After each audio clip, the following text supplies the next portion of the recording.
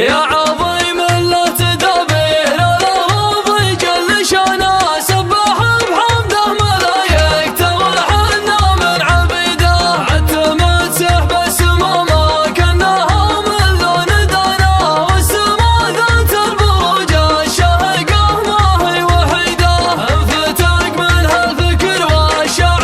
يزيد سرحانه، واجتبت معها الشعر والشعر يصحى في طريده، عادة والشاعر اللي جابها لسانه حصنه، يتولم للوعد من بعد تكبيرات عيده، ما لنا معذر دونه والوعد سقنا عشانه، كل فكره عالميه جات مثل اللي نريده، يا ابو مشهور الوعد يقرب وانا عند الضمانه، والرجل يحفظ مقامه كل ما وفى وعيده، ماني من اللي تحط السرج في ظهره لتانا، دام لي يقول الثمين ودام لي نظره بعيده، استلمها يا رفيقي والله الله بالامانه، استلم وانزل بها وتشب في الساحه وقيده، والله بعض القصايد في ذرى عزف البيانه، لو نوقف طربقتها صارت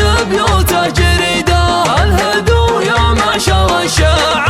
والساحه معانا، والله الله بالصمت اللي حضرنا بالفريده، لا تحسبوني غصبت الشعر واكتب دون خانه، كان جاني يا هلا به والراحه الفرصه سعيده، دامني فزعه ماني فالشعر فزعه مانه، هي تباشر كل قافل نطرقه ونفك قيده، ثقل مشروع الشعر ما تمسك شركه كدانه، ما هو بتسليح سقفه له والتاسيس مده، شاعر يصب الذهب ما هو يصب له خرزانه، غير صبه للذهبه يقدر يذوب له حديده، استمع لي يا رفيقي والكلام الجزل عانه، لحظات تحكم بحكم فالشريعه والعقيده، لا تصدق من وصفني بالجنون وبالكهانه، ماني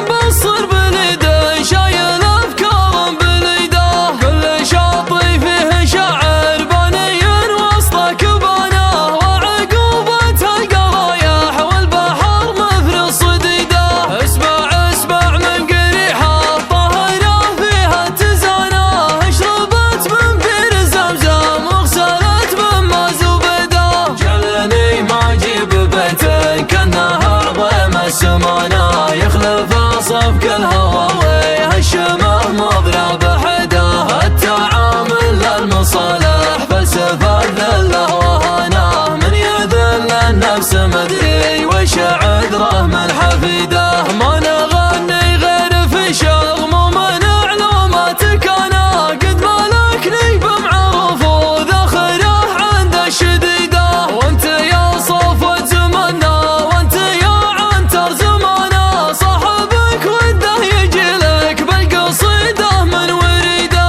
قال ما بك تكلف قلت شعر في مكانه، ما رضاني فيك لو نهدي عليك 100 قصيده، وقفه بليله فرح ما تعتبر نفضة خزانه، ولا انا ودي تجي عاده وفوقات عديده، وكلفه ما شكلفه صاحبك خادمك بلسانه.